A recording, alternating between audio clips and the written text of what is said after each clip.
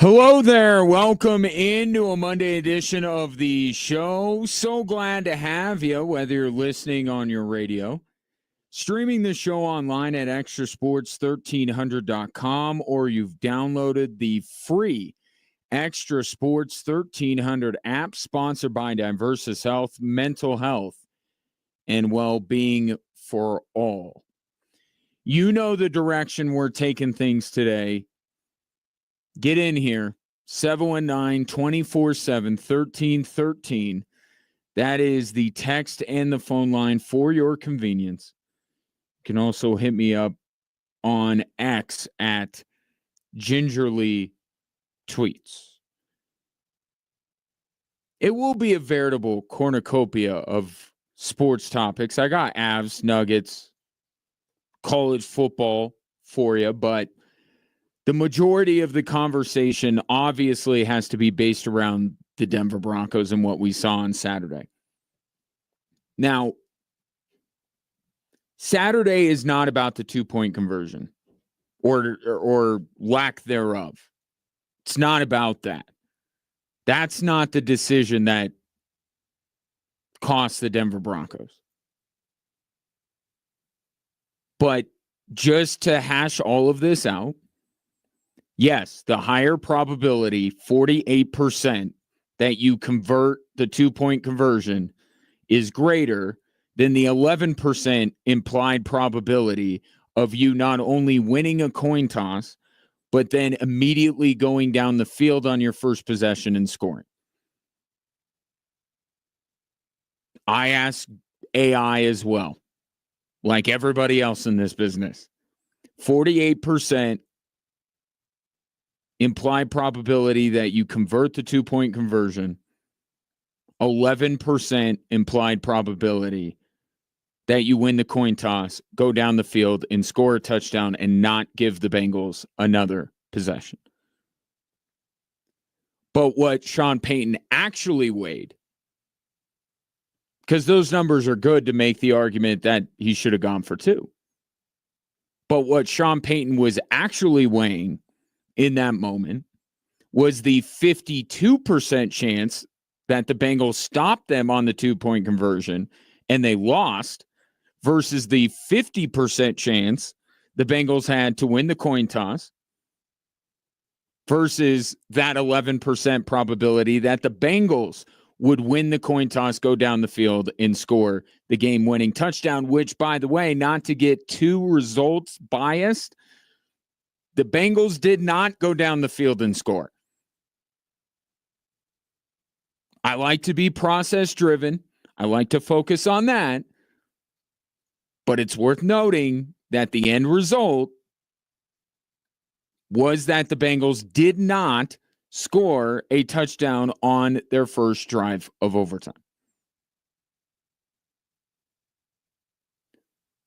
But what weighed into that decision to not go for 2 after the Marvin Mims touchdown had everything to do with the fact that a tie would have put the Denver Broncos into the playoffs.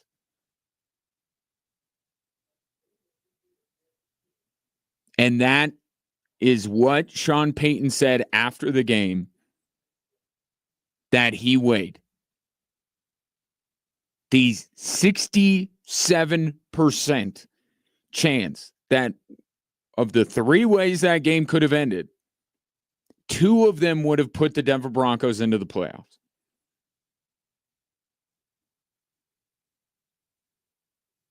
That's why ultimately he didn't go for 2. All of that. But the fact of the matter is it's not desirable to a fan base to essentially say that you're playing for a tie. And the Broncos weren't just playing for the tie, but they had the tie as well. That was a possible outcome that factored into Sean Payton's decision.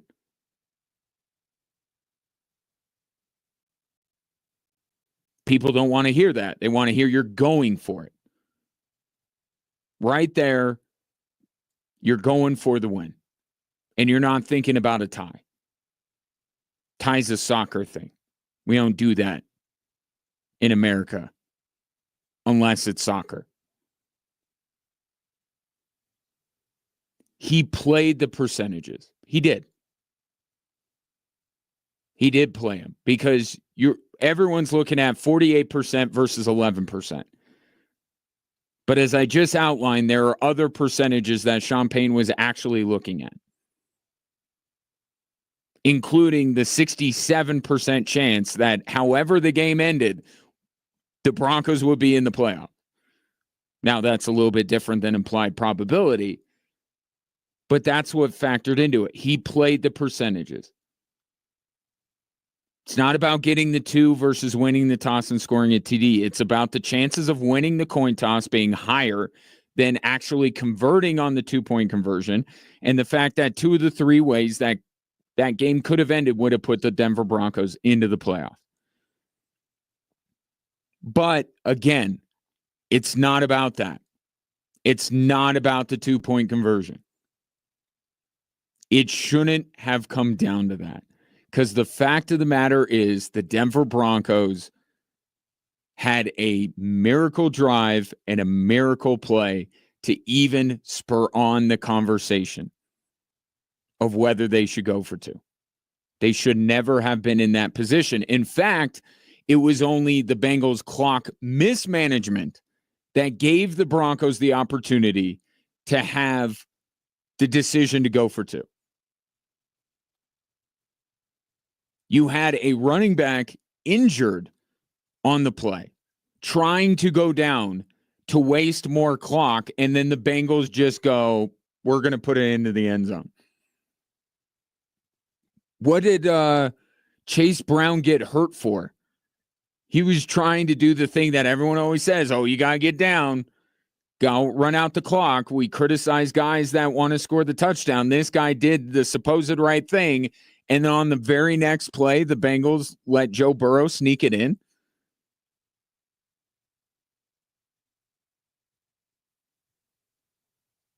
They should have left the Broncos with not enough time to get down the field. But it was only their mismanagement that allowed the Broncos that opportunity. But I go back further. They had the perfect sequence. Borderline storybook ending. Pat Surtain forces a fumble. The Broncos recover. Few plays later, you have the lunge, as Kevin Harlan called it. Would have been immortalized right up there with the helicopter of John Elway. Bo Nix on 3rd down, lunging for the 1st down to keep the drive alive.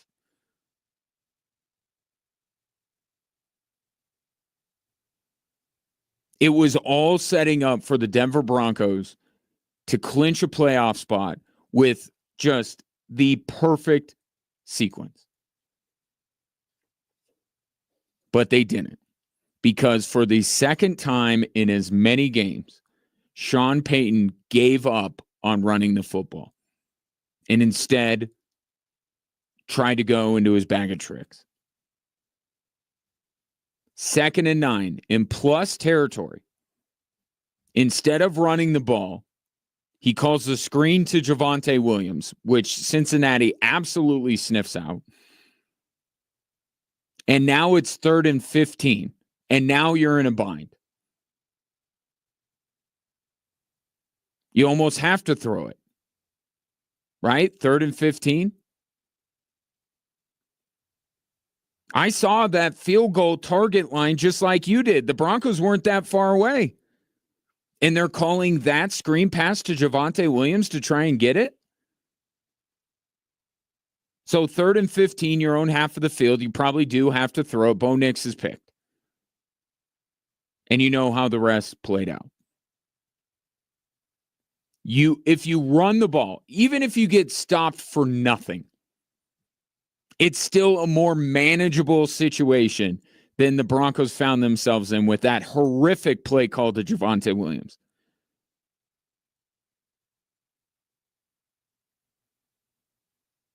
Peyton on abandoning the run.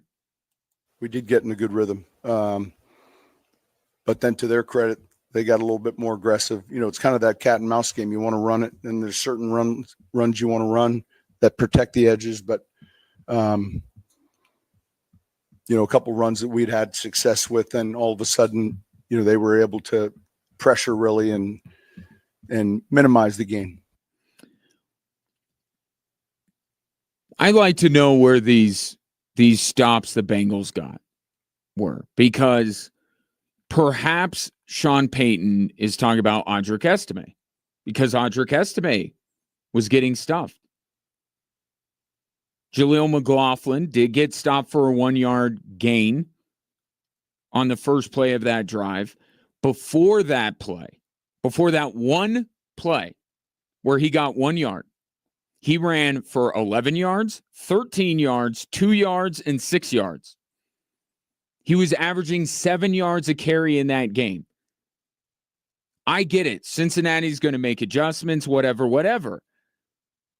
The identity of this football team is running and playing defense, and they have gotten so away from that at the most crucial juncture of the season.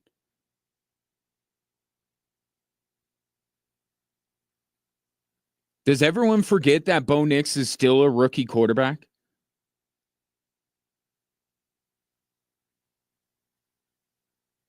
And by everyone, I mean the Broncos coaching staff. Do they think he's not a rookie anymore? Do they think he doesn't need to be protected at times? Sean Payton, for weeks, has been talking about the necessity to run the football. And the last 2 games, they have successfully. And after a couple of 1-yard gains, one from McLaughlin and one from Estime, you're like, to hell with this. We're going to air it out.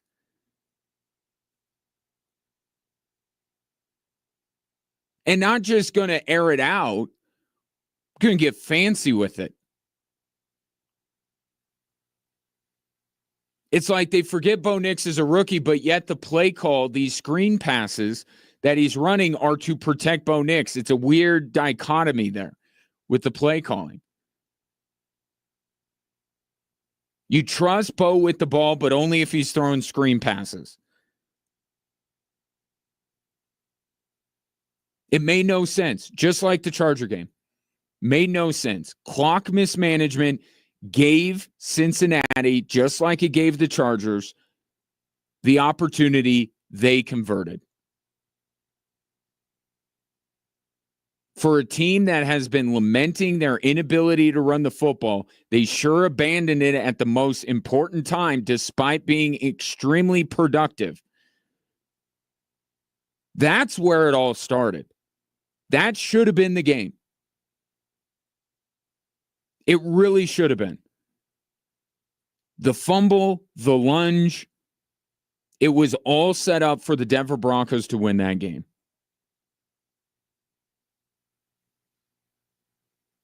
And yet, they failed to close it out. They failed to close it out. Everything else happened, and now we're talking about a 2-point conversion. It shouldn't even come down to that. Yes, Sean Payton didn't play his found money right.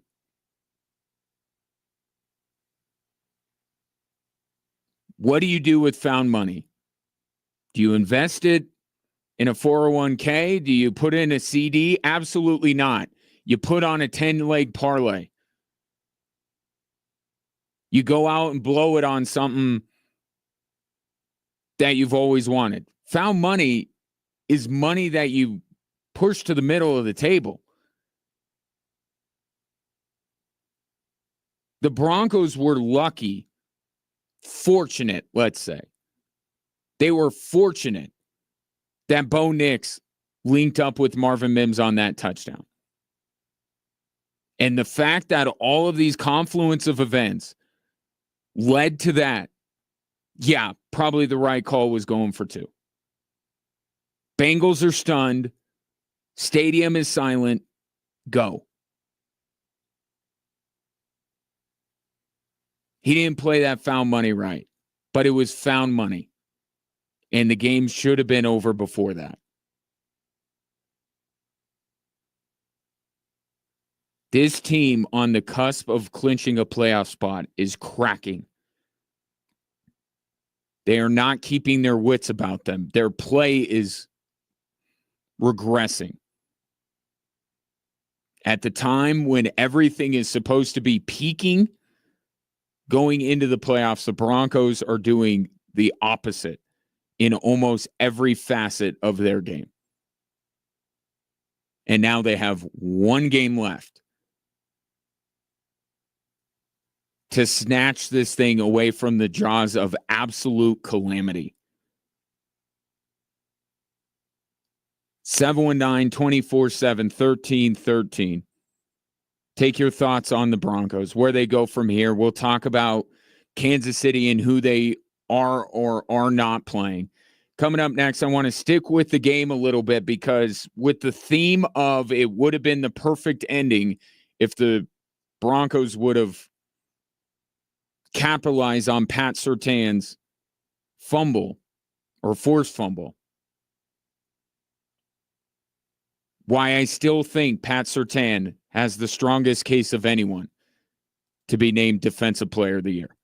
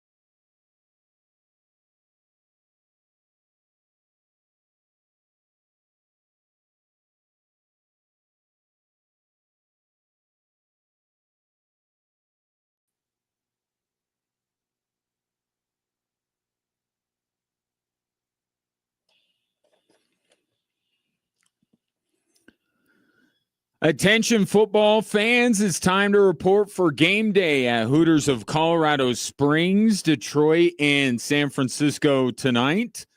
With craveable wings, ice cold beer, plenty of big screen TVs, and the world famous Hooters girls, it is the number one franchise in the league. Get into Hooters of Colorado Springs for all the football action. That second to last drive in regulation for the Denver Broncos, or that second last drive, I should say, for Cincinnati in regulation, should have been capped off with, we talk about these Heisman moments for Travis Hunter or for Ashton Genty, right? And we talk about every Heisman. For Pat Surtain, that should have been his Defensive Player of the Year moment. Forcing that fumble, getting his team the ball back, they go down the field and score, clinch a playoff spot. It would have been perfect, not just for the Broncos to get into the postseason, but for Patrick Surtain to win Defensive Player of the Year. But I still think he has the best case going into Week 18. Now, if the MVP is going to come down to the last week and all this kind of stuff, I want to take it all in its totality, the entire body of work. But I think right now, Pat Surtain is the Defensive Player of the Year. And it's a lot of it does have to do with what happened Saturday, even though the Broncos blew it on that ensuing drive. I had the fight, so to speak, between he and Jamar Chase, scored 4-3 in favor of Chase. Given the state of affairs in the NFL, with the rules being what they are, the talent being what they are, for Pat Surtain to win 3 of the 7 matchups, if you will, throughout the game with Jamar Chase, I think that's pretty dang good. And there was only the one fairly significant play. It was that back shoulder throw that Joe Burrow made. Jamar Chase looked like he pushed off a little bit, but it'll go down as a 13-yard catch. But that was it. Everything else was underneath. And Jamar Chase is one of those guys that takes the top off of a defense. He didn't do it against Denver. And Pat Surtain was the reason why when they matched up. Even when Jamar Chase caught the ball. You live with those completions. So I have it 27 yards for Jamar Chase when matched up against Pat Surtain. No touchdowns for a guy who had scored touchdowns in 5 of his last 6 games. Plus the forced fumble at a crucial juncture of the game. He didn't call the screenplay to Javonte Williams. He didn't throw the pick. He forced the fumble and gave his team a chance to win that game.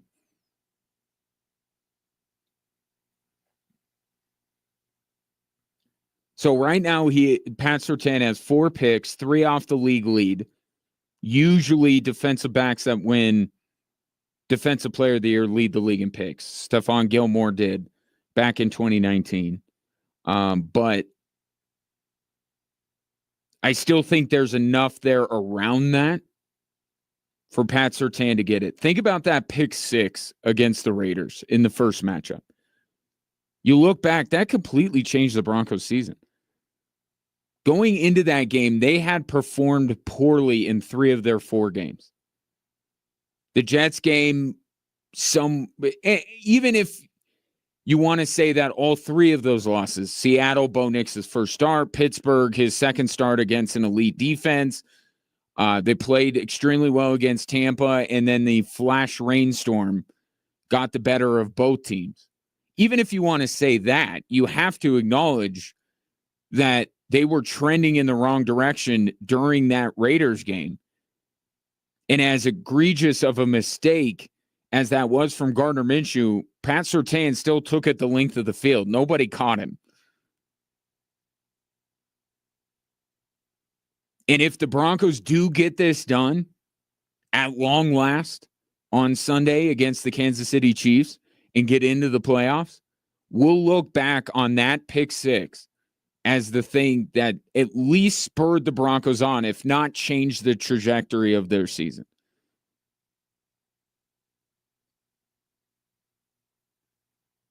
And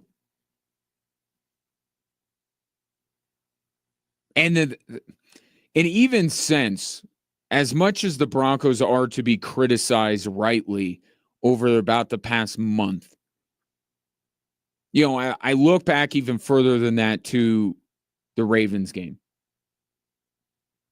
or I look to the Browns game, and I say Pat Surtain could have helped. The Broncos didn't let him help.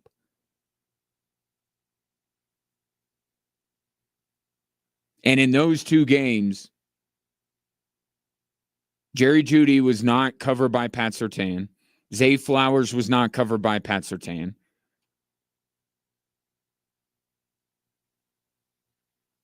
Teams continue to not throw the ball at Pat Surtain. He has the reputation of a Darrelle Revis, a Charles Woodson, a Deion Sanders. You just don't throw it his way. And to reward somebody who has been productive, but also kind of has that. I mean, look at some of the guys. I know Myles Garrett, nobody wants to deal with, but of his league leading, 14 and a half sacks? Hasn't helped the Browns defense a whole lot, has it? Trey Hendrickson. Bengals are one of the worst defenses in the NFL. Broncos, up until this point, have been one of the best. They lead the league in sacks. Aren't a few of those attributable to Pat Surtain's coverage? The fact that they don't throw it at him? That you cut down half of the field? I mean, all this kind of stuff, I think, goes into it. It can't just be a number. Right? It can't. I mean, you think of TJ Watt. It wasn't just, hey, he led the league in sacks. He changed games with his sacks. He led one of the NFL's best defense with those sacks. He wrecked games. Pat Surtain has altered the game plan of nearly every team that the Broncos have gone up against. And they have done everything in their power to avoid him.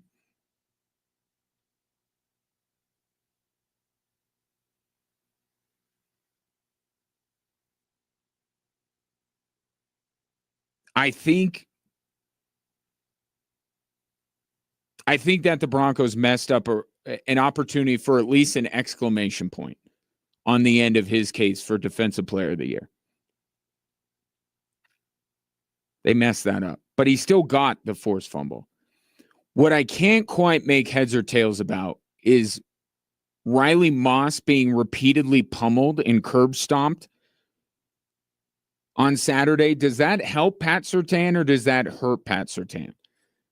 I'm of two minds about it, because on one hand, you look at it by comparison, and I know Riley Moss has gotten a lot of love over the course of the year, but how much better is he because of Pat Surtain?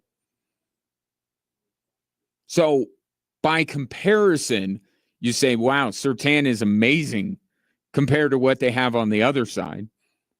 Two, but then on the other hand, you say Riley Moss getting repeatedly pummeled by the Cincinnati Bengals made it easier for Cincinnati to look away from Pat Surtain, so he had less opportunities to affect the game. And then somewhere in the middle, you have Riley Moss maybe isn't great, and Pat Surtain being in the secondary is what makes everyone else look good. It's just, against Cincinnati, nothing could help Riley Moss. So I don't know whether the performance of Riley Moss helps or hurts Pat Surtain. But I think adding all of it up, I would still have him as the defensive player of the year. I would.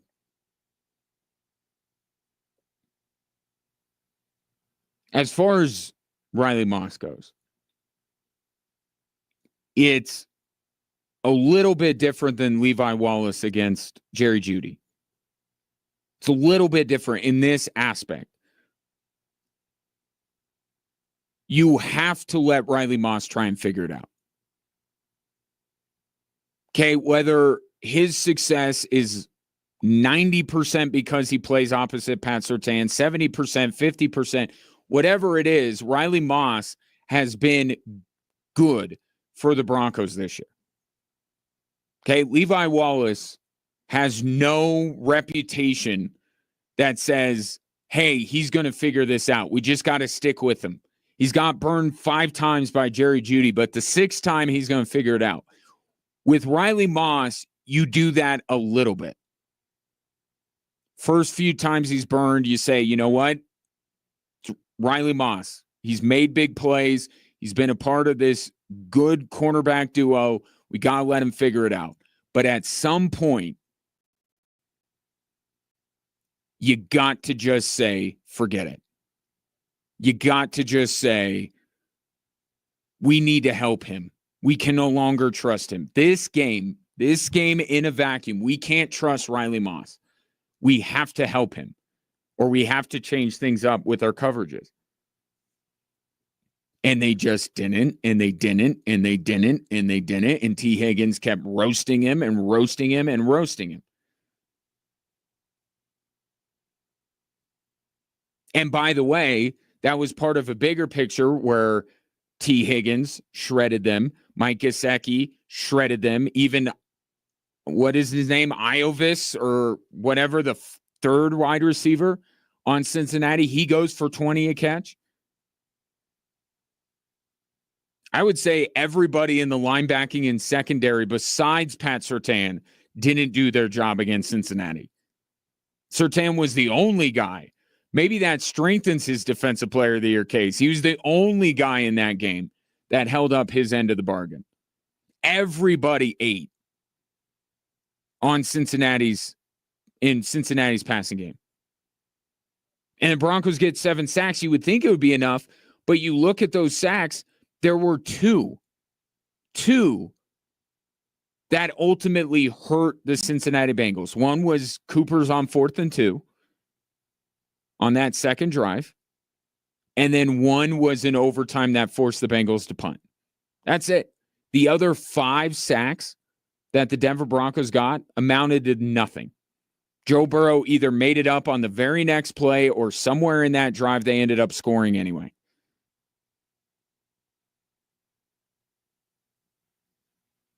Pat Surtain was the only guy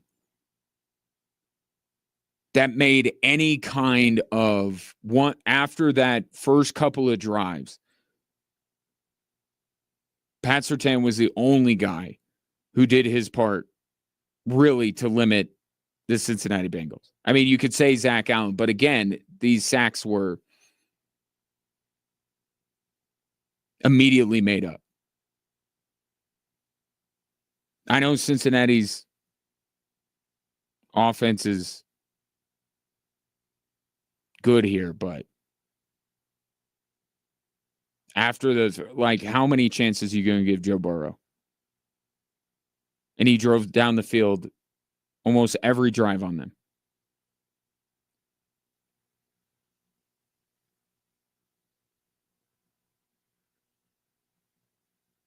I think Pat Surtain should be the defensive player of the year. I mean, what happened on Saturday to the rest of the defense is another thing. But I'm looking at the totality of his work. I would say he'd get my vote if the season ended today. Perhaps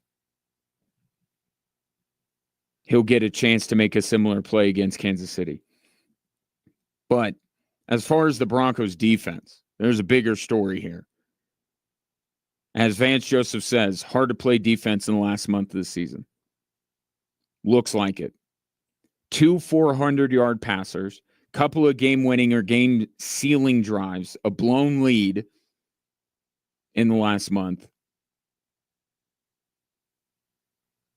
Yeah, it's been hard for the Broncos defense over the past month. What I just need to figure out is, do you count 34 days as a month? It's kind of important. Kind of important when it comes to which way I'm going to go on Sunday's game. Still the last month of the season, or is this kind of like some game that exists outside of the final month? Which wouldn't that make January the final month? Anyway. 719-247-1313. Take your thoughts on the Broncos. I do want to take a brief sojourn, if you will, from the Broncos, because there's a lot of other stuff going on this weekend that I want to get to, including Colorado Avalanche. If you squint your eyes, it kind of look like a wagon right now.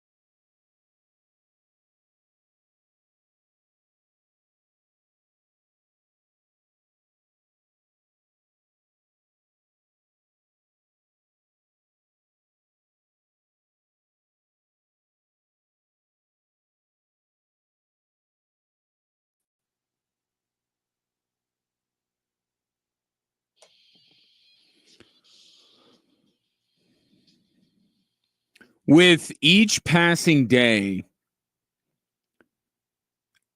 October becomes a distant memory for the Colorado Avalanche. Every game that goes by, you remember less and less about the start of the season that was so horrifically bad. And October as a month wasn't too good for a lot of reasons, right? Injuries, goaltending, and injuries, and of course, goaltending. Now, I'm not going to sit here and proclaim the Colorado Avalanche the favorites to win the Stanley Cup based on wins against Anaheim and San Jose and Seattle, nor should you. The schedule set up for this team to parlay that 5-game road trip where they went 4-1 into a big-time run going into the new year. And they have done exactly that. They have won their last 4 games, 5 of their last 6. And you go back, 3, 7, 8 of 10?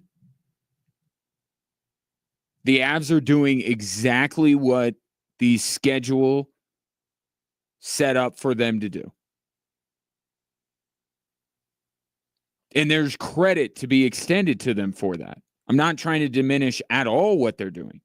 I'm saying there are bigger tests along the way that show whether the Avs have everything they need to win a Stanley Cup. Again. And tomorrow night's going to be great. Tomorrow night's one of those games. Against Winnipeg, top team in the division.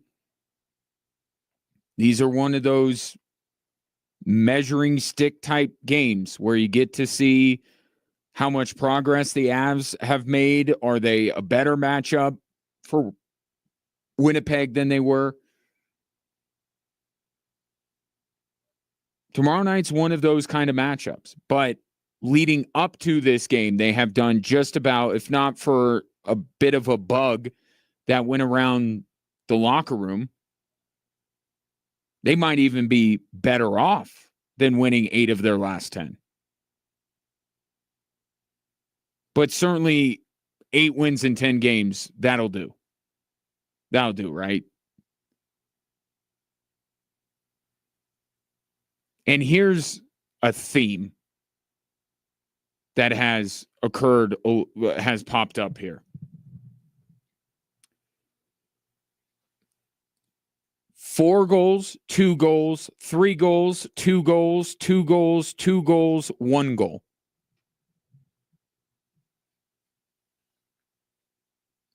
Pretty consistent in terms of how many goals the Avs are going to allow on a nightly basis. That was precisely why they needed to make the moves that they did.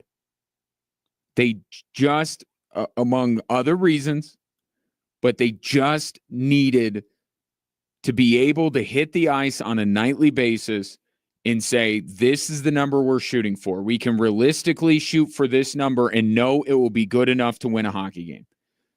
That was a moving target on a game-to-game basis before these moves were made. Before they got Wedgwood, before they got Blackwood, it was always a moving target. Some nights, they only had to score 2. Some nights they had to score 6. Other nights they had to come back from a 4-0 deficit.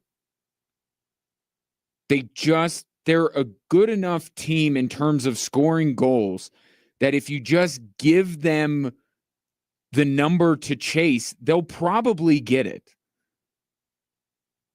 As long as that number is not ridiculously high, right? Competent, consistent goaltending. If it's a number that's manageable, the Avs will go get it. And sure enough, They give up 2 goals. They score 5. The Vancouver game didn't work out for them, but it was a manageable number to reach. They give up 3 against Vancouver. I believe one was an empty netter. Then San Jose, 2 goals. They got 4. Anaheim, 2 goals. They got 4. Seattle, 2 goals. They got 5. Utah, 1 goal. They got 4.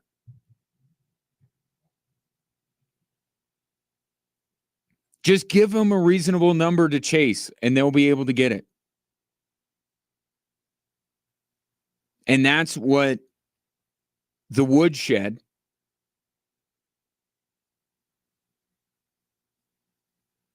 has done for them since both Mackenzie Blackwood and Scott Wedgwood came in. And now Mackenzie Blackwood figures to be an Av longer term. As the other night he signed a contract extension, which was always going to be part of this. They acquired Mackenzie Blackwood with the idea, just like with Alexander Georgiev, that they were going to acquire him and they were going to lock him up. They weren't going to let him go to free agency. They did it with Georgiev. They're doing it now with Blackwood. And I don't know what the open market will look like for goaltenders, but I'm telling you, the number that they got him at, it's a good number. It's always going to be more, especially for that position. There's no chance that Mackenzie Blackwood makes less out on the open market than he's going to get from the Avs moving forward. It's a reasonable number, and it keeps Mackenzie Blackwood there in Colorado for the longer term. And now you have the Russian guy, Nabokov, maybe coming over next year, maybe not. Who knows? His representation has been kind of secretive about it. But you have Mackenzie Blackwood locked down at a manageable number, and it gives you a little bit of runway to see what you got in him. And this is what Chris McFarland does. Chris McFarland gets these extensions done. Yes, he still needs to get Mikko Rantanen done. But as long as the money has been there, I don't remember one extension that Chris McFarland didn't get done. He's run up against the cap a couple of occasions, but for the most part, if the money exists, as it does for Mackenzie Blackwood, he'll get the job done. And Wedgwood, it's you wait and you see. Right? Blackwood is certainly the more important of the two. That's why you brought him in to be 1A or 1. And then you see what happens with Scott Wedgwood. And you see what happens with Nabokov.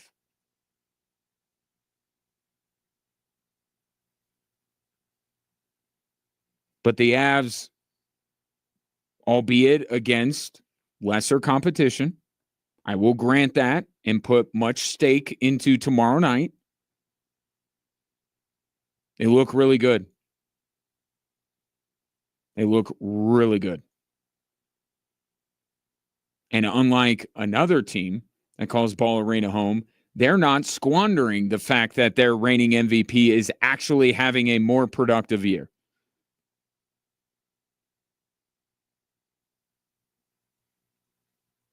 That regardless of how the Avs or the Nuggets are doing, or will do this year, the fact that both Nikola Jokic and Nathan MacKinnon are putting up better numbers than they did in their MVP year. And I know Nathan MacKinnon's his ice time. I've talked about it. He's playing more than he ever has. He's playing more than most forwards in the NHL. I get that. Dude's still incredibly productive.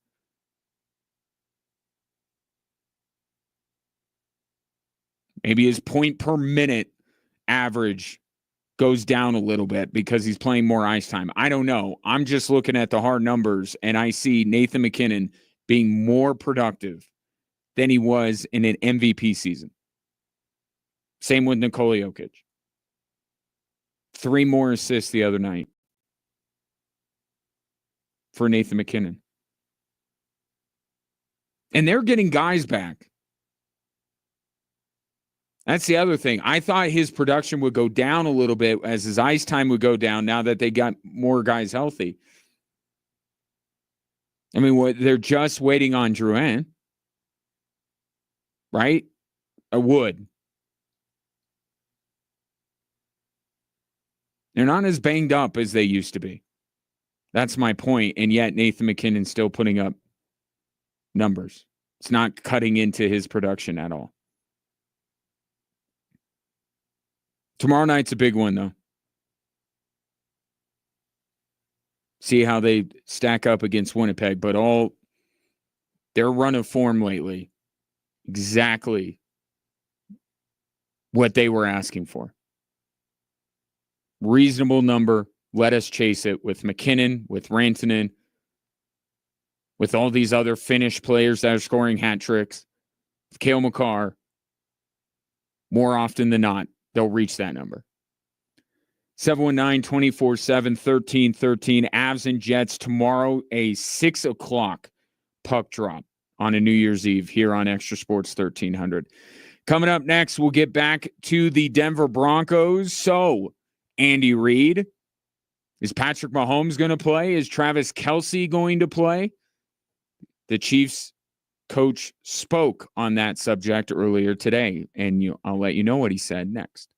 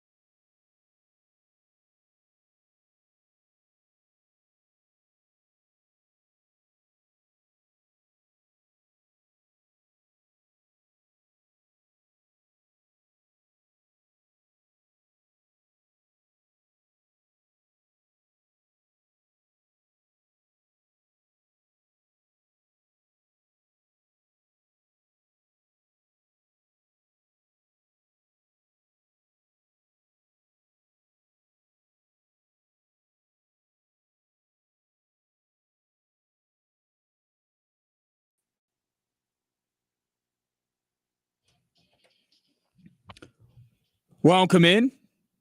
Drive Time Sports on this Monday. Ryan Kaufman with you. You can watch the show live if you so choose on our social media platforms, whether it be Facebook, X, Instagram, or YouTube. The handle is the same no matter where you go, at XTRA Sports 1300. Can I say this right off the top here?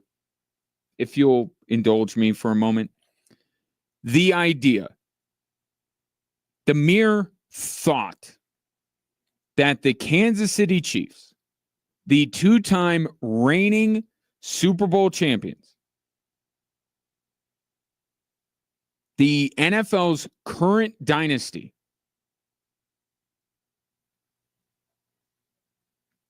gives one iota of a care towards who gets the 7th playoff spot in the AFC is completely laughable to me.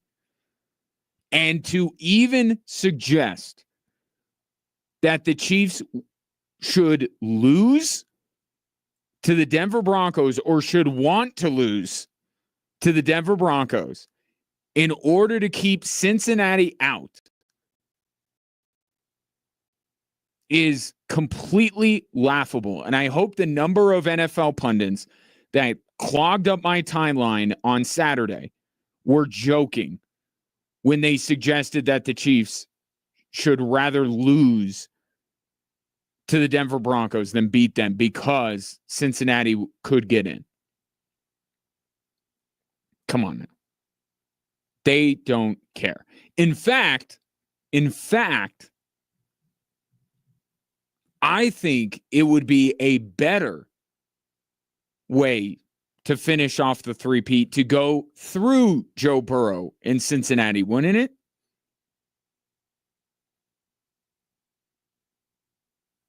The one guy that exists in the NFL that people think has your number, the one guy that kept you from having a three-peat after last year's Super Bowl, potentially, to go through him. I mean, already we had the road last year where they won all these road games, right? They went up against the best of the NFL. None of them were on their home field, and they beat them all. You already had that one.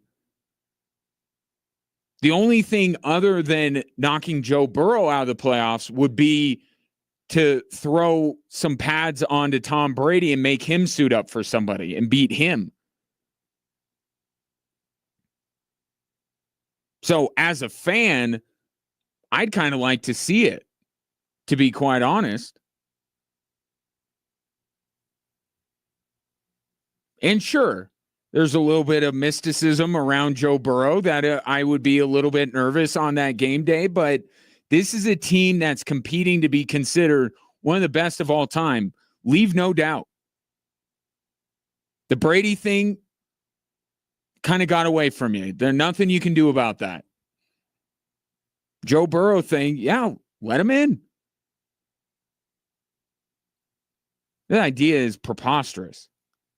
I can't tell you the number of people that I've seen on social media, heard on the radio, texting my phone, suggesting that the Kansas City Chiefs should lose to the Denver Broncos just so Joe Burrow and the Bengals don't get in.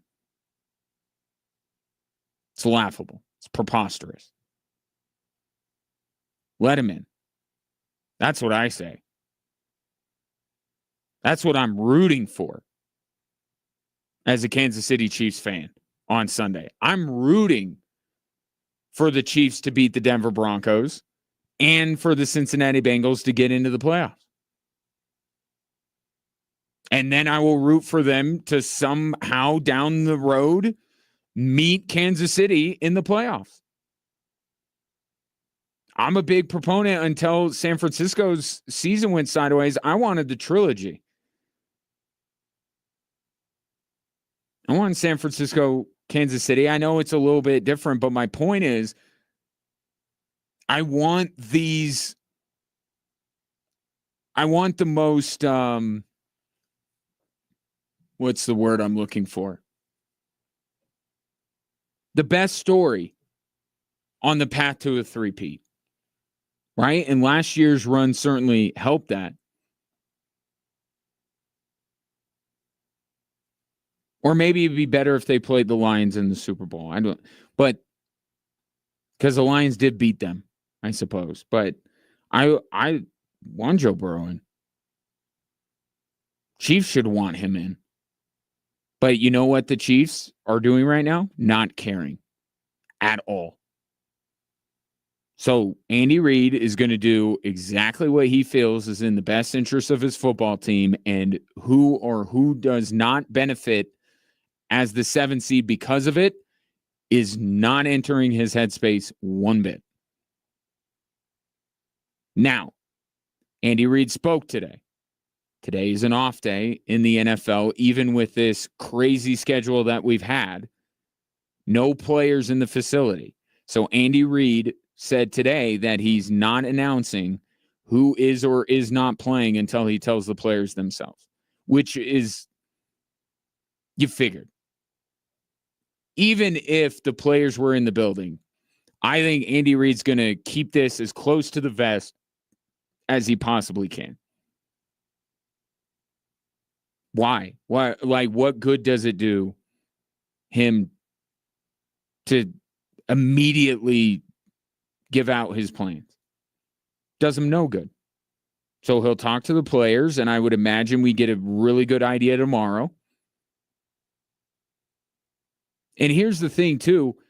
You know, Mahomes, Jones, Chris Jones didn't play on Christmas. Patrick Mahomes has the ankle thing, supposedly, although he looks fine to me. Like, there are enough guys that you can actually rest for injury reasons, right? That have on the books injuries. But we've never seen this. And it's a thing for down the road, but we've never seen a team go 24 days without a game. Unless it's going from week 18 of one season to week 1 of the next. When the Chiefs play in the playoffs, if Mahomes and Kelsey and Chris Jones, if their starters, if their main players do not play, we will have never seen a team go this long without game reps in the interest of resting the final week of the season because of the weird Christmas game and all that. 24 days. Unprecedented.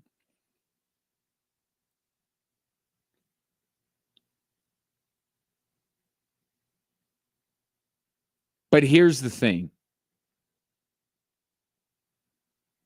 I don't know that it matters as much as people want to make it out to matter. Who will or will not play for the Chiefs? Like, I get it. Patrick Mahomes is better than Carson Wentz. I think Sunday is 100% about the Denver Broncos and very little to nothing to do with the Kansas City Chiefs.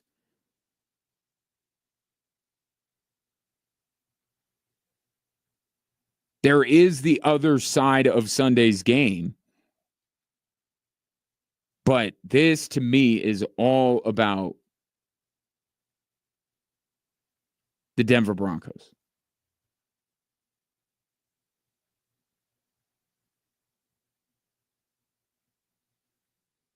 Sean Payton's play calling, Vance Joseph's defense, Bo Nix's play, everything over the past month has regressed, has gotten worse, has been as bad as it's been at any point of the season. And the thing about Saturday is that's what they were banking on. Whether Sean Payton will admit it or not, he put plans in motion. He made the choice to flex the Chargers. He could have said no. He wanted the extra time to prepare for Cincinnati. That was the plan. What happened against the Chargers, as unfortunate as it was, as much as they blew that game, It was supposed to be all about Cincinnati. On to Cincinnati, right? And say what you will about the Bengals offense. And they marched up and down the field on that Broncos defense all night. I mean, how many chances can you expect Joe Burrow to have before he's going to burn you? How many chances in overtime are you going to give Joe Burrow before he's going to burn you? But you are what your record says you are. At this point in the season, you are what your record says you are. And it says the Cincinnati Bengals are a below 500 team that is 2-5 at home. Cincinnati might have some aspects to their game that worry you if you're the Denver Broncos, but on the whole, this is the type of team that you have gotten to this point by beating. The Broncos this year and the Commanders on the other side of the bracket are taking advantage of what the NFL has put in place to create this parity, and the Broncos have taken full advantage of it. They have beaten every mediocre football team on their schedule, and Cincinnati's record says they're mediocre. Great offense, terrible defense. 2-5 at home. Cincinnati is a team that the Broncos have beaten all season long, and at the biggest moment when they needed to win, they lost. That is potentially confidence shattering. The one thing you can bank on with this team is that they'll beat teams with losing records. Bo Nix, 6 interceptions over the last 4 games. That was matching the total from his previous 12 combined. This team is cracking. They absolutely are. Is it cracking under the weight of what they're trying to accomplish? I think it is. I always talk about the clinching game's the most difficult. Well, the Broncos have had 2, and they have had some very big mistakes, head-scratching mistakes, and decisions in these 2 games. How can I not draw a correlation between the two? Think all of a sudden they just happen to regress? So be it the Mahomes-led Chiefs or the Wentz-led Chiefs, the pressure is all on Denver. 100% on Denver.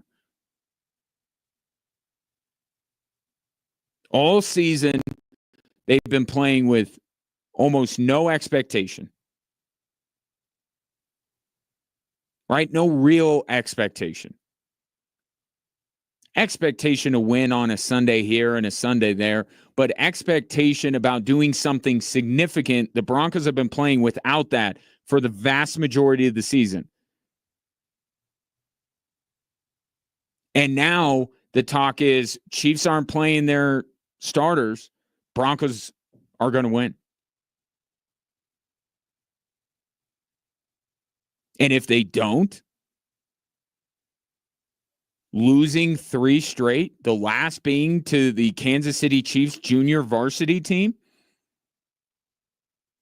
to fail to make the playoffs when a spot was as good as sewn up like 3 weeks ago, that would be a collapse that we have rarely seen in the history of the Denver Broncos.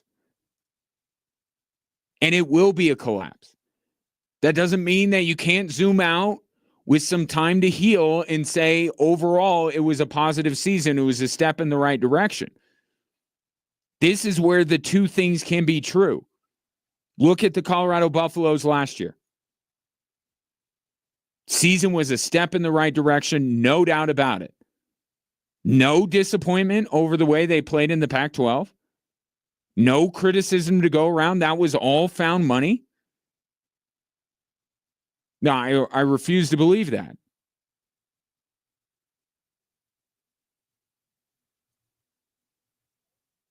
The Buffs went down the tubes once Pac-12 play began. They looked horrendous. That's the thing.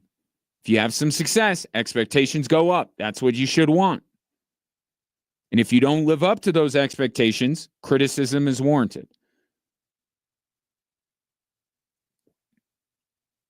It will be an epic collapse, especially if if this game looks a lot like the last few.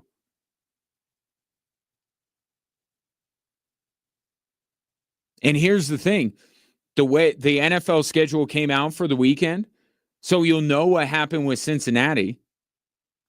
But even if they lose, the Broncos still have to scoreboard watch if things go awry against Kansas City, because Miami plays at the same time, and Miami, if the Broncos lose and they win, would get in over them.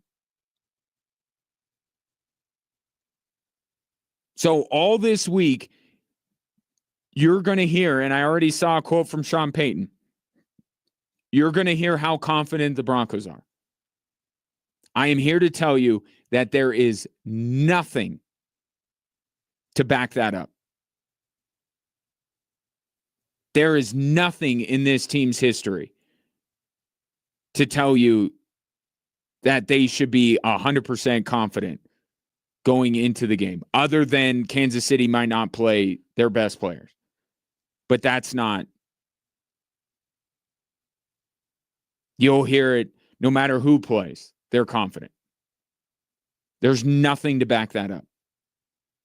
In fact, the memory that most of these players have that most closely resembles what they're going through right now was the Christmas Eve loss to the Patriots last year. There is no track record. There is nothing in these players' history that they can go back to and say, you know what, we went through this before, we were able to figure it out. There's nothing. So they can say they're confident all they want.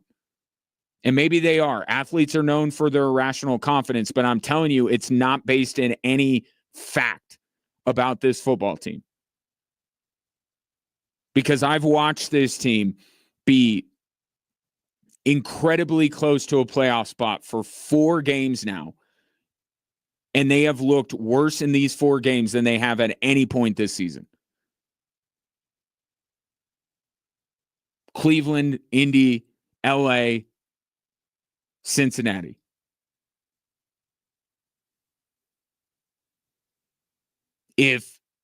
Here's something that I'll say on a Monday.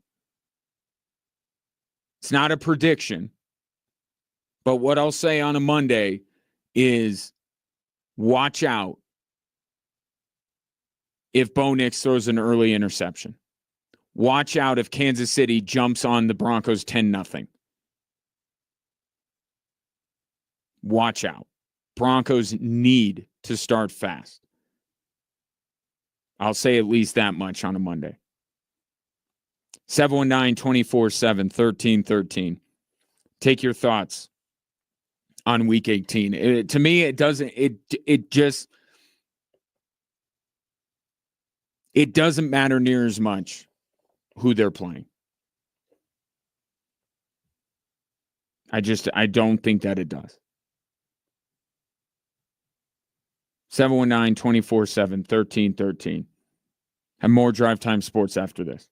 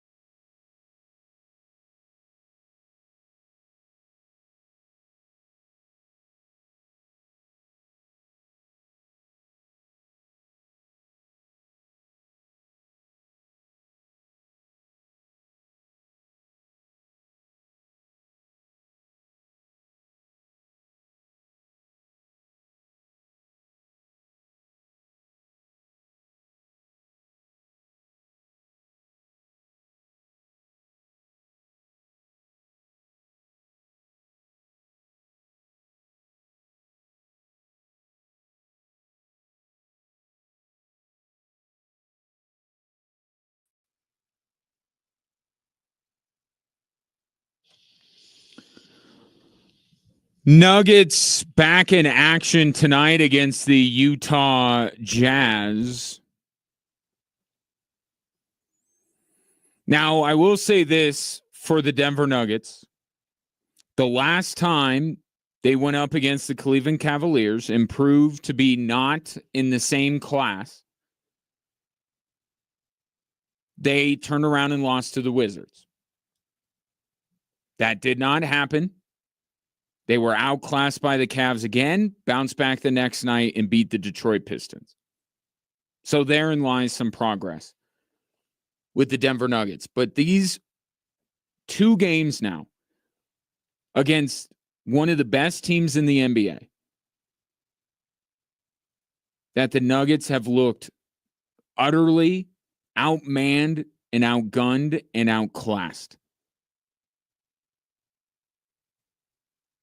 The only thing you could say to take some of the edge off of it is, well, they wouldn't meet the Cavaliers till the NBA Finals. And at that point, there'd be a level of satisfaction with the Nuggets season that maybe getting beat by Cleveland wouldn't hurt as much.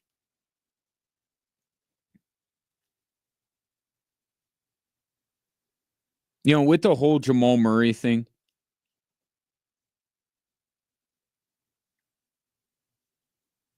I mean, at least there's some kind of internal option. I don't think that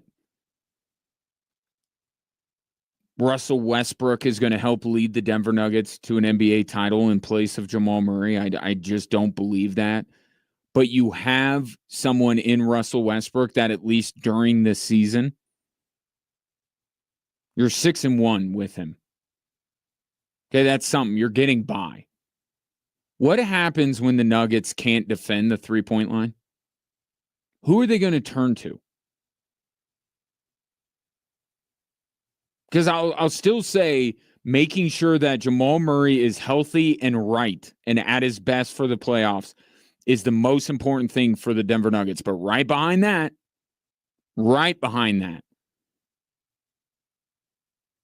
is the fact that their defense has suffered greatly without Kentavious Caldwell-Pope. I'm sorry. I talked about all summer long, and I was blown off as being an alarmist, and KCP won't matter that much. The Cleveland Cavaliers put up the most points in a 4-quarter game in Ball Arena history the other night.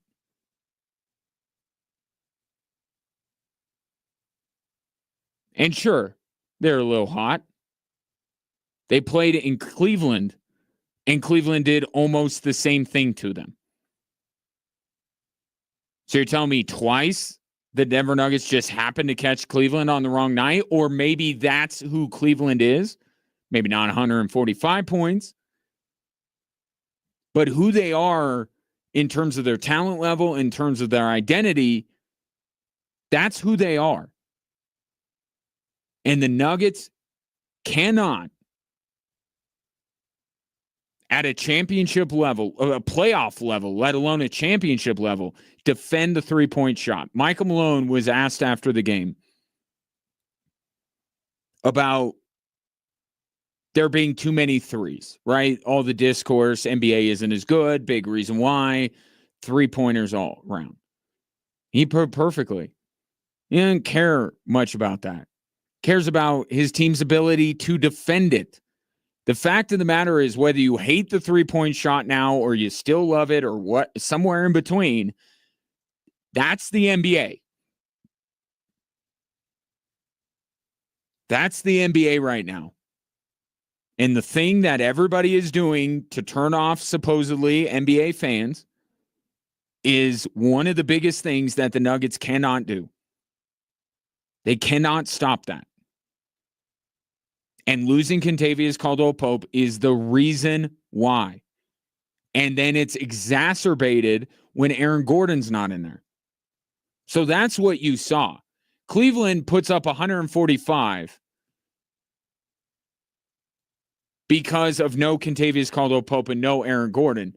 They put up 120 with Aaron Gordon and no Kentavious Caldwell-Pope. Like, that's the difference we're talking about here. And yeah, I just pulled those numbers out of a hat, but you get my point.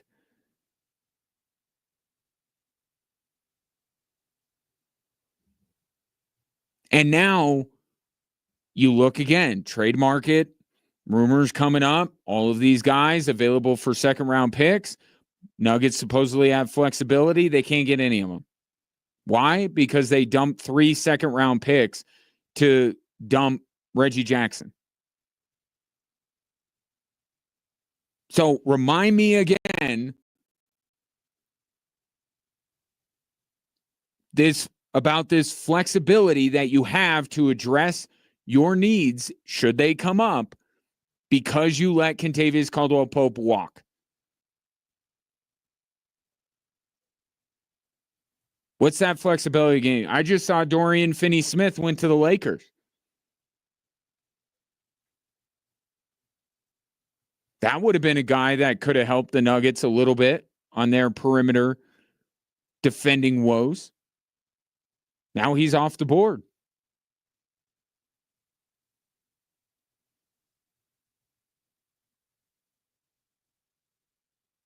So if Jamal Murray's not right and healthy, Nuggets aren't winning a title. Okay, easy as that. But if he is right and healthy and they can't defend the three-point shot, they're not winning a title.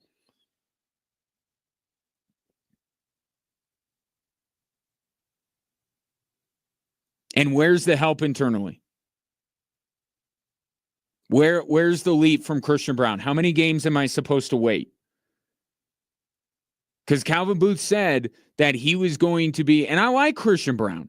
The problem is when you elevate someone into a bigger role and say he's capable of this based on our projections, when we had a player that could play, there was nothing preventing the Denver Nuggets. That's the thing you have to remember here. There's nothing preventing the Denver Nuggets other than their own frugal behavior that prevented them from signing Kentavious Caldwell-Pope. In fact, they could have paid him more money than Orlando did.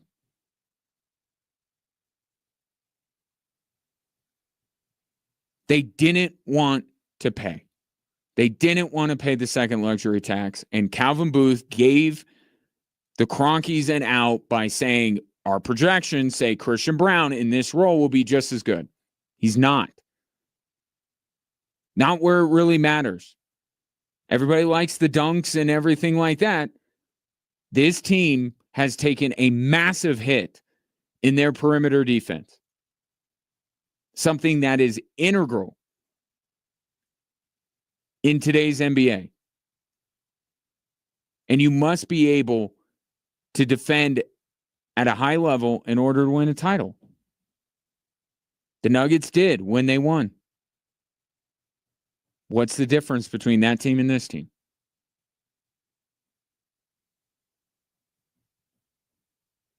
Seven 719-247-1313.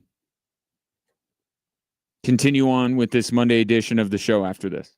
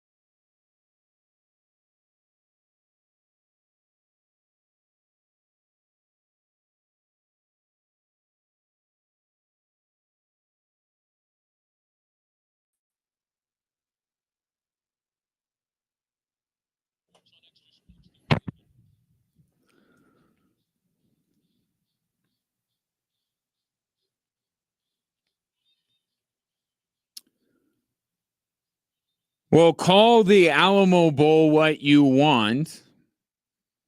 Big 12 Consolation Championship, the People's Big 12 Championship. Either way, yikes. Not a great showing from the Colorado Buffaloes. And look, here's the thing. Deion Sanders, this is the double-edged sword, I suppose, of it all. Deion Sanders pulled out every stop he could to make sure that that game was treated as a legitimate game, an important game. Right? Took out the insurance policies so Shador and Travis would play. Talked about all week and the weeks leading up to it that it matters and they want to win and everything like that. So if you're going to treat this as more than an exhibition, more than an end of the year party, if you lose, especially when you lose as badly as CU did, you're going to be judged on that. The Buffs went into that game with all of their players. Nobody opted out. With the mentality that they were going in to win that game. They desperately wanted to win that game, and they got absolutely demolished.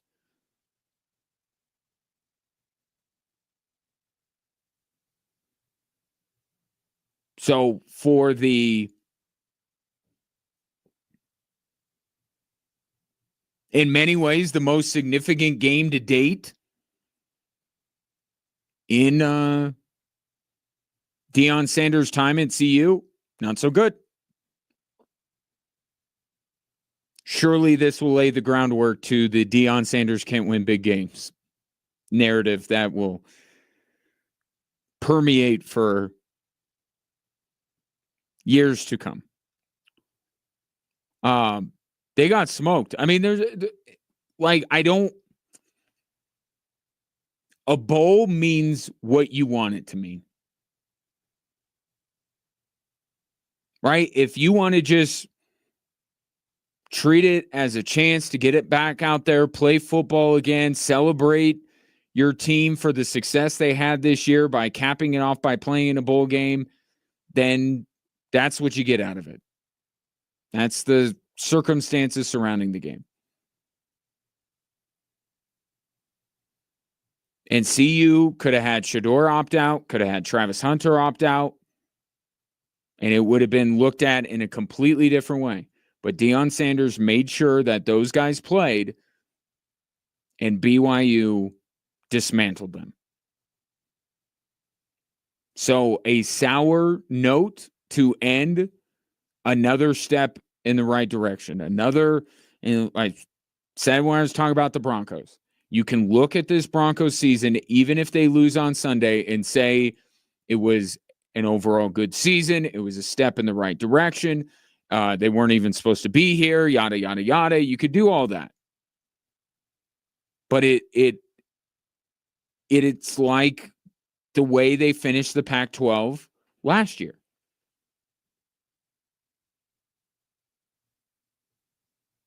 Right? There's the macro and there's the micro. In the micro, the Buffs were no match for BYU, which maybe means they weren't that close to winning the Big 12 after all.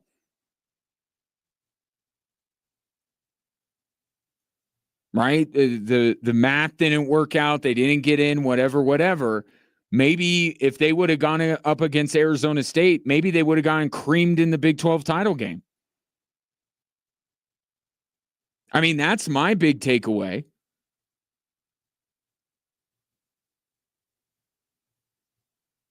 Maybe they weren't that close to being the best team in the Big 12.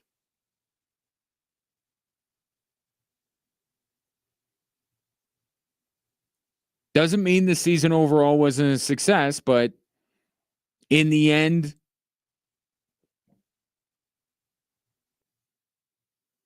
maybe they weren't quite as good. Maybe they didn't take as big a step forward as we had thought they did. Because BYU just smoked them. My goodness, they weren't even competitive. And I don't know what CSU was trying to get out of their bowl game, but they were equally as pathetic.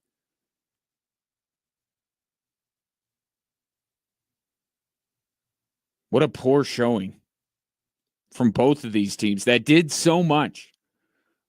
Like, again, you don't wipe away everything that happened during the season. Like, CSU won a lot of games they weren't supposed to win. Jay Norvell, in many ways, saved his job. And then to go to that bowl game and play like that,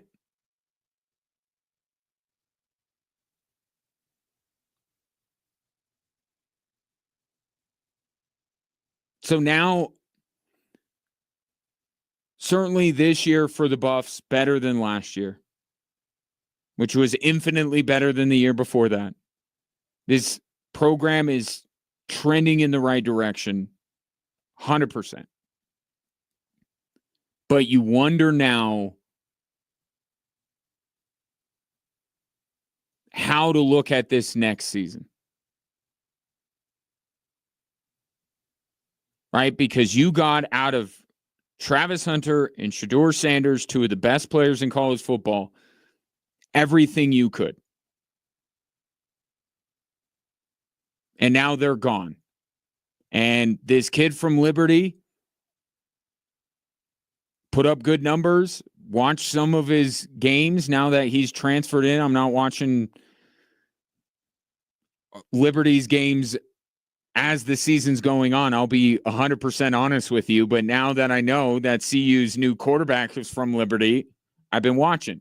Looks good. It's not Shedeur Sanders. No one on the Colorado Buffaloes next year will be Travis Hunter. And that's just the reality. And college teams go through this, whether they end up topping out at 5 wins, a bowl win, a national championship. You look at some of these players that they built, whatever they built on, go away, go to the NFL, and you have to wonder, is it reasonable to just say that CU will take the next step next year? I don't know that it is. And they get a offensive lineman from Texas A&M. They got a defensive lineman from Alabama. They're doing their thing in the transfer portal. They got the quarterback from Liberty. They secured the commitment of Juju Lewis. Like, they haven't done anything wrong in terms of recruiting and the transfer portal. But none of the guys they're getting through are Travis Hunter and Shedeur Sanders. So I don't think we could be so quick as to just say next stop college football playoff. Next stop Big 12 title game. I don't think it's that simple. I think they are improving other positions on the field, but the most important position on the field, they will not have as good of a player at. And they will not have the best player on the field every single game like they did this year with Travis Hunter. So wait and see what all comes from I think where I would put the baseline, you can't regress. In the era of the transfer portal where you could bring in all of these guys with what CU does have returning, I don't think that a backslide should be acceptable in Boulder. But maybe it's a plateau for a year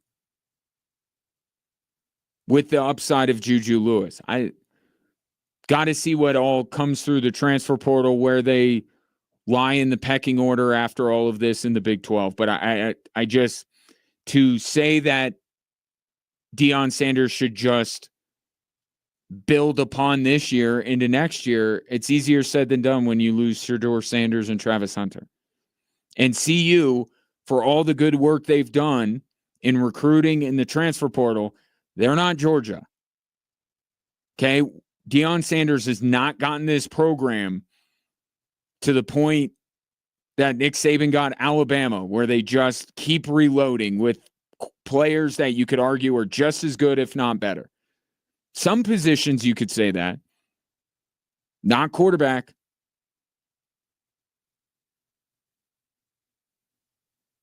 and not corner and not wide receiver.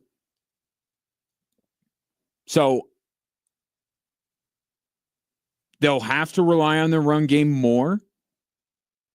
I think that that's going to have to be better right out of the chute next year. They're going to have to be a little bit more balanced offensively than they were at times. You don't know if they have somebody that can throw on a Superman cape and win you a game late. And this team ended up capping off the season with a pretty lopsided loss to a team that they will run into next year again. So what does BYU do? If BYU is X number of points better than CU, what are they losing? So I just don't think it's as simple as to say that Deion Sanders is just going to take the next step.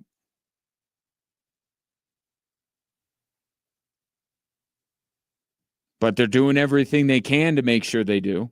I know that. Landed big-time portal players already.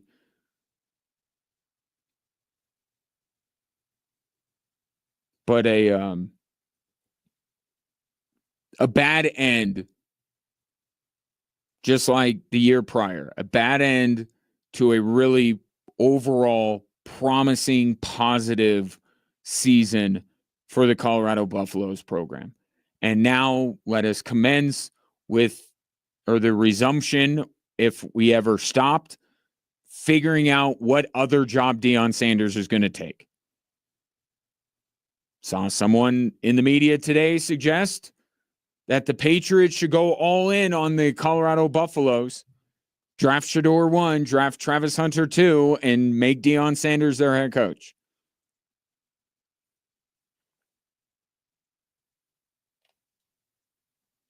Just know that it is coming from a place of respect. They think that highly of Deion Sanders, that they would suggest such things. Just preemptively putting it out there. I don't see Deion Sanders ever coaching in the NFL. I don't see it. Another college program? Yeah, I still think there's a distinct possibility that CU is not his last stop. But I can't see the NFL stuff. And to follow his son, to ensure, because nothing about Deion Sanders makes him the best candidate out there for the New England Patriots or any NFL team. Who would you hire, Deion Sanders or Ben Johnson? You'd hire Ben Johnson 10 times out of 10. So the only reason Deion Sanders would get the job with New England or any other NFL team is to ensure that Shedeur's going there. Do you think that Deion Sanders wants that? Like, from a pride perspective, do you think that Deion Sanders wants people to think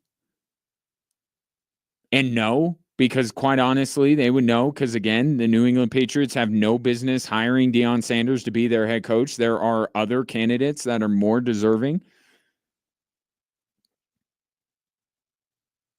Think he wants to go to the NFL riding his son's coattails?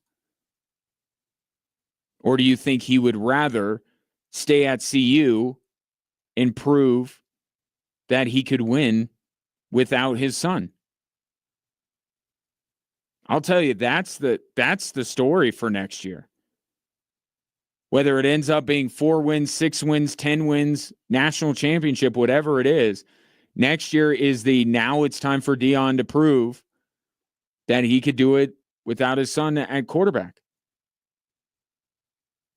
Don't you think he wants that challenge more than just being gifted a head coaching job so a team could land his son? Like, it just doesn't compute. It doesn't add up to me. 719-247-1313 if you'd like to give your thoughts on those wonderful bowl games for CU and CSU. Coming up next, we'll hit the 3 stories that are driving the show, which all revolve around the Denver Broncos.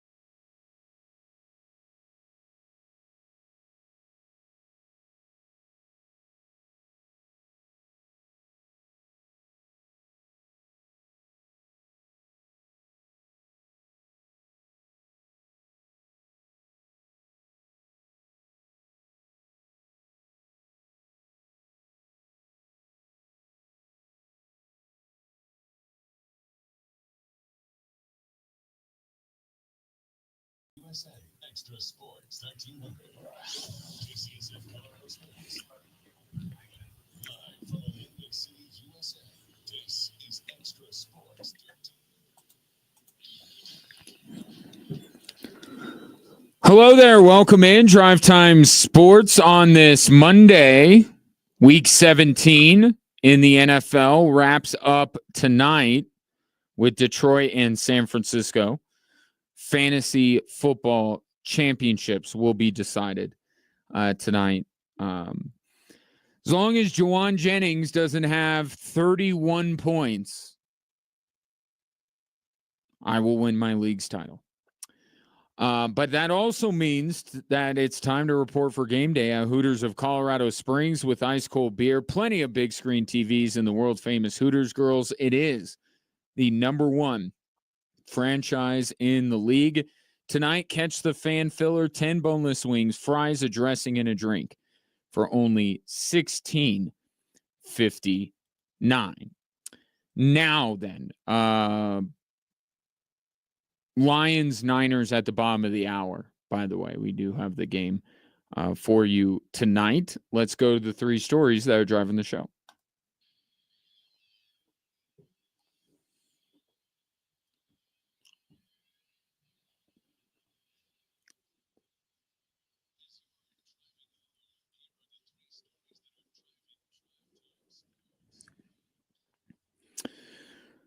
All right, let's start with the thing that is on everyone's mind once that Broncos-Bengals game went final. A lot of it is your gut relative to, how the toss goes. We were moving a little bit on offense and then weighing the percentages of the 2-point conversion. I think that had a lot to do with it. If the tie element didn't sit in there, it would probably been a little bit easier decision. Obviously, I'm going to get asked the question either way. And so I was comfortable with the decision. We had plenty of time with the decision. So, how do you handle found money? That's really the question with this 2-point conversion, because as I will explain momentarily, the Broncos shouldn't even been in a position to ask themselves whether they should go for 2 or not in that game against Cincinnati. But yes, the implied probability that you convert on a 2-point conversion is 48%. The implied probability that you win a coin toss and immediately go down the field and score a touchdown is 11%. But as you just heard Sean Payton talk about, there were other things, most notably the fact that if they went into overtime, 2 of the 3 potential outcomes would see them into the playoffs. If a loss would have, how about this? Same situation this week, week 18 against the Kansas City Chiefs. If the Broncos need a win in order to make the playoffs, and a loss would eliminate them, I think they go for 2. I do. And that is a somewhat unsatisfactory answer, because as a fan, you want the Broncos to go for the win. And there's these other factors that you think it makes sense. Right? You stunned everyone. The Bengals, the crowd, everyone, by tossing that touchdown to Marvin Mims. Let it ride. It was found money anyway. Let it ride. Go for 2. Go for the win right there. I think absolutely the Broncos should have gone for 2. But I'm telling you what Sean Payton was weighing it against. And what he weighed it against actually means he did play the percentages. 52% chance Cincinnati would have stopped them on a 2-point conversion. 50% chance the Bengals win the coin flip. 11% chance that the Bengals win the coin flip and go down and immediately score a touchdown. And oh, by the way, they didn't. Sean Payton was playing the percentages. You could throw out the 48% versus the 11%. I've seen a ton of people do it. I'm telling you, there were other percentages that Sean Payton played that makes his decision the most sound decision. But in the heat of the moment, and that's what we always ask, right? In the heat of the moment, don't look so much at the numbers. Play the situation, not the numbers. And the Denver Broncos didn't do that. But again, it's not what cost them the game. It's absolutely not. That is story number 2. We did get in a good rhythm. But then to their credit, they got a little bit more aggressive. It's kind of that cat and mouse game. You want to run it, and there's certain runs you want to run that protect the edges. But, a couple runs that we'd had success with, and all of a sudden, they were able to pressure really and minimize the gain. The Broncos did themselves in earlier in that game than by not going for 2. In fact, the only reason they really had the ball or had enough time to get down the field to throw it to Marvin Mims was because of Cincinnati's clock mismanagement. How that game should have ended.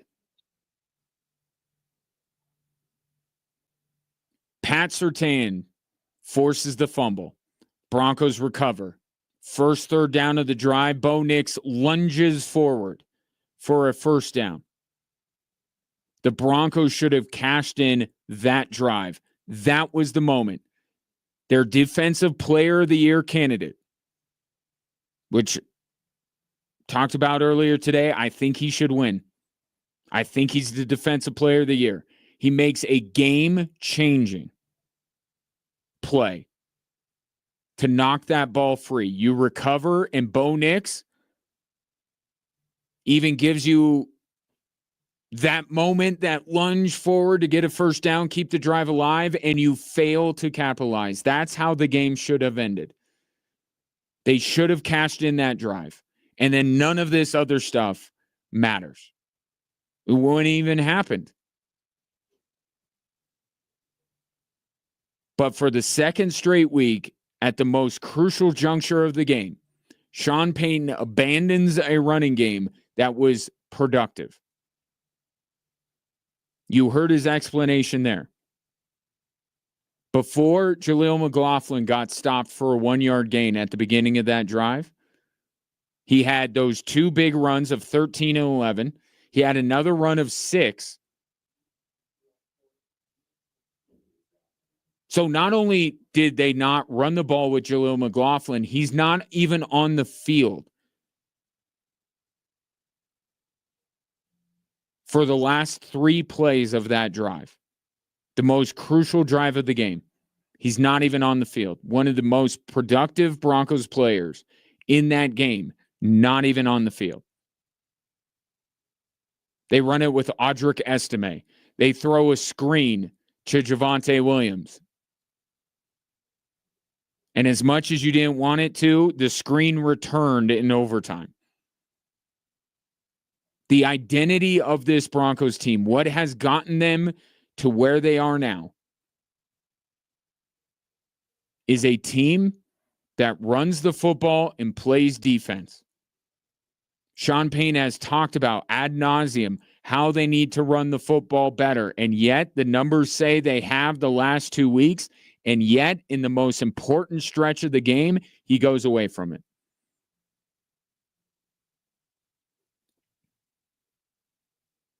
That screen pass to Javonte Williams is going to haunt Broncos fans for years to come if they lose week 18. That field goal target line was right there. It was right there. And you get fancy. You go away from the running game. After 2 runs, you've been waiting all this time to get a running game going, you do the last 2 weeks, and you're going to go away from it at the most important juncture of the game? That's the drive that the Broncos should have capitalized on and won that football game. And them failing in that spot set a course forward that you wonder why the Broncos didn't make what you believe is the right decision to go for 2. They didn't make the right decision earlier in that game that would have sealed it, or that would have won them the game. Which leads me to story number 3. There's pressure every week, you know. This is what we do it for. Meaningful games here. You know, this is I think it's important that you embrace it, and it is exciting. I think it's something we'll all be excited about. That's Sean Payton looking forward to Week 18 against the Chiefs. Andy Reid mum on whether he will start his main guys or it'll be the Chiefs JV that will come into Denver on Sunday. But I can't help but look at this Broncos team over the last month. Quarterback, defense, coaching staff, and say the pressure of what they are trying to accomplish is getting to them. And it would be reasonable to think that it would be. Remind me again what Vance Joseph has won. Remind me again what Bo Nix has won. Remind me again what Pat Surtain and Cortland Sutton have ever won. Right? It is a bit critical of them, but it's just the reality. This is a team that is swimming in uncharted waters, and they're drowning. They're going away from their identity. They're not playing as well. They're not coaching as well. Bo Nix has thrown more interceptions in the last month than he did the previous 3 months combined. This team is limping to the finish. And I actually don't think that who the Chiefs play is as important as people want to make it out to be. To me, this is about the Broncos. This is about where their heads are at. You know, it's one thing to squander that game against LA. It's another thing to put all your eggs into the Cincinnati basket and come up short in that game. And Cincinnati's a team that they have made a habit of beating all year long. You want to talk about identity? Beating sub 500 teams is the Broncos' identity. They have picked on the lesser of teams in the NFL and been on the cusp of the playoff berth because of it. And when they need one of those wins the most, they can't get it.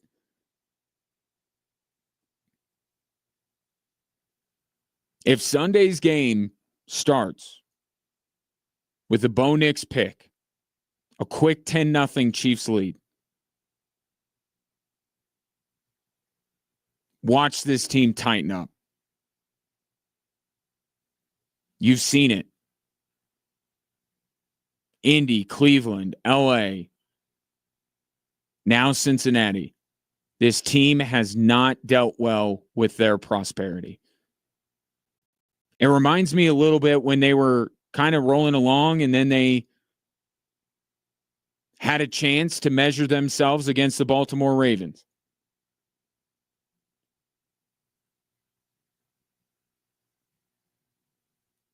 The way they have played the last 4 games does not engender confidence. If you are picking the Broncos to win on Sunday, you are only doing it because you think that no one you've ever heard of on the Kansas City Chiefs is going to be let out onto the field by Carson Wentz, and that's the team the Broncos will be going against.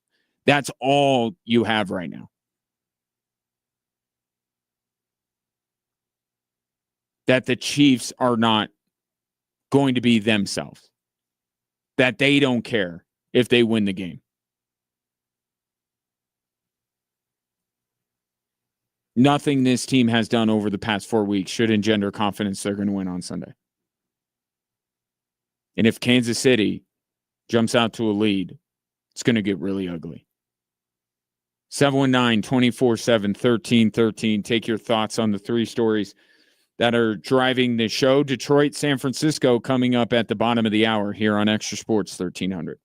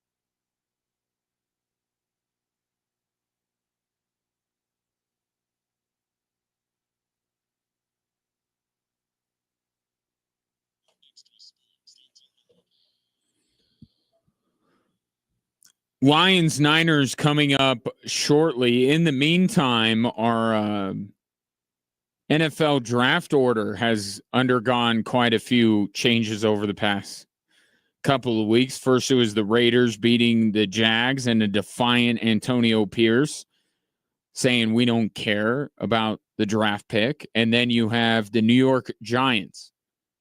The day after Shedeur Sanders wears giant cleats or has giant cleats,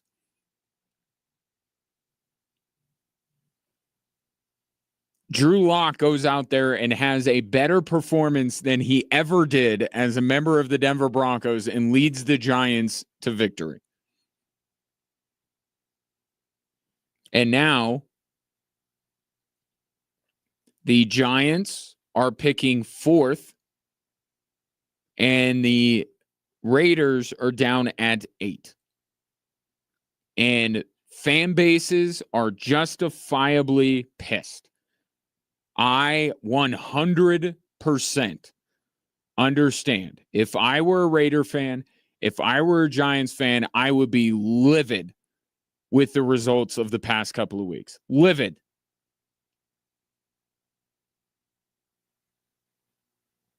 Because I, as a fan, am invested for the long term.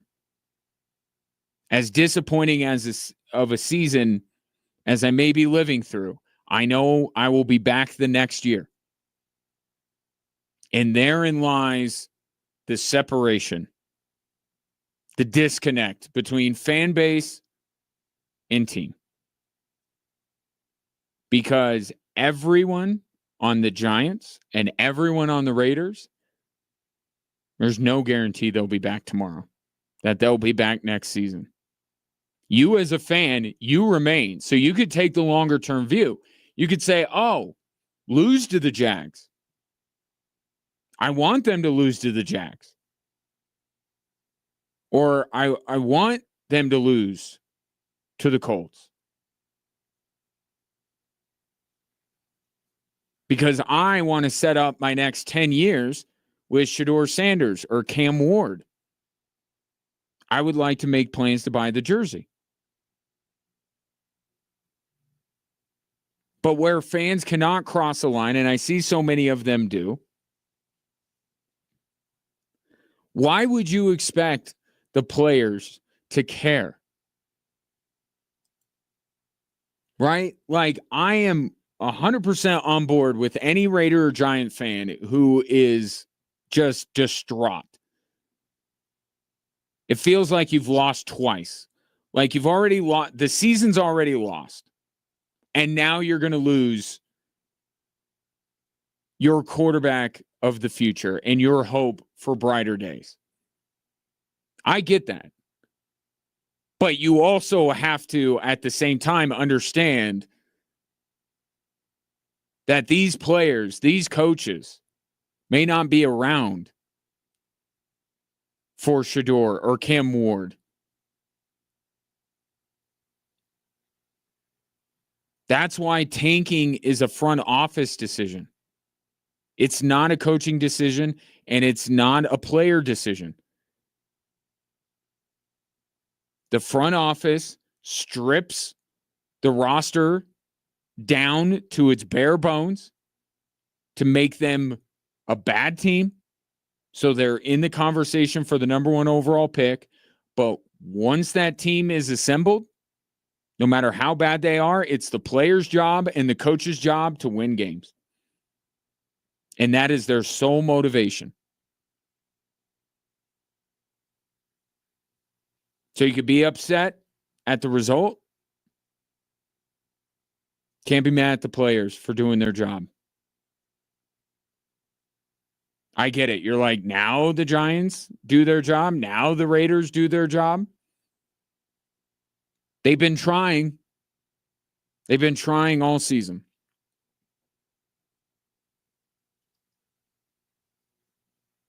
Here's the thing, though, and I think this is what spurred Nick Wright to talk about the Patriots going all in on the CU trio of Shedeur, Travis, and Dion.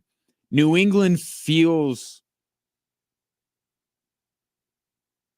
like a place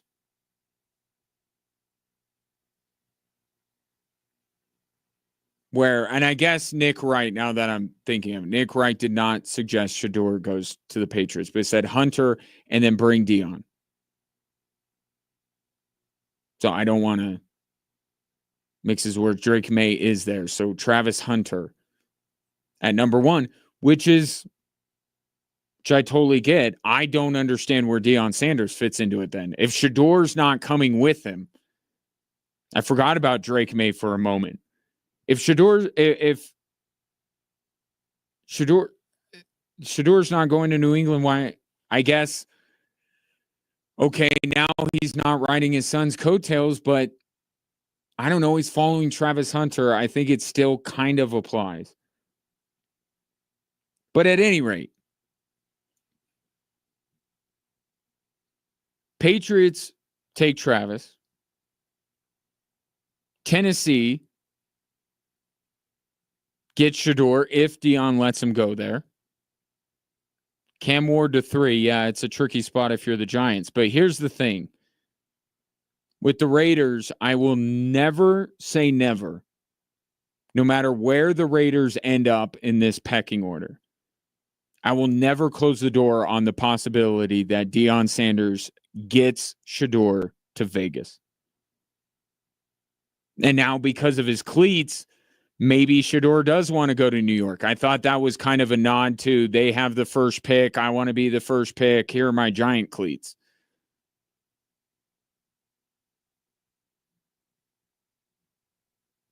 Now, the Raiders are going to have to pay up. They're going to have to move up. But if now a non-quarterback needy team is at 1, and let's see what the Browns are restructuring Deshaun Watson's deal. Are they going to go quarterback? So they're not guaranteed a quarterback. So if you're Cleveland, do you dangle the 3rd pick to the Raiders and to the Giants, of course, to try and get something out of them? I would say all hope is not lost for the Giants and the Raiders. I'll just say that. It's not lost. It's not in a good spot. But all hope, not quite lost yet. 2 things. 1, 2 of the top 3 teams may not take a quarterback. Number 1 definitely won't. But also, if you really like Shador Sanders, there's a chance you could still get him down the draft board if you get in the good graces of Papa Sanders. The players, they just don't care. They want to go out there and win. Drew Lock is playing for not just his job, not just his roster spot in the Giants, he's playing for his career. And credit to him, good on Drew Lock.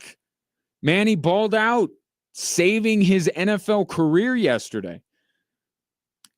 Everywhere else except with Giant fans, that should be the big story. Wow, look at what I know. Wherever the Giants are in the draft order is a bigger story. But I'm just saying, like, the appreciation of what Drew Lock did yesterday should be appreciated by everyone not named a New York Giants fan. Dude saved his career maybe yesterday. Again, long-term, short-term. Different goals between fans and players. Coming up next, hopefully your fantasy championship rides on tonight's game, and hopefully it goes your way. I will be traveling to Boise for Air Force women's basketball. No show tomorrow. We have Air Force men's basketball on for most of this time slot, and then the Avs and the Jets tomorrow. So enjoy that one, and have a good New Year's. I'll talk to you from Idaho. Here's the Lions and the 49ers here on Extra Sports 1300.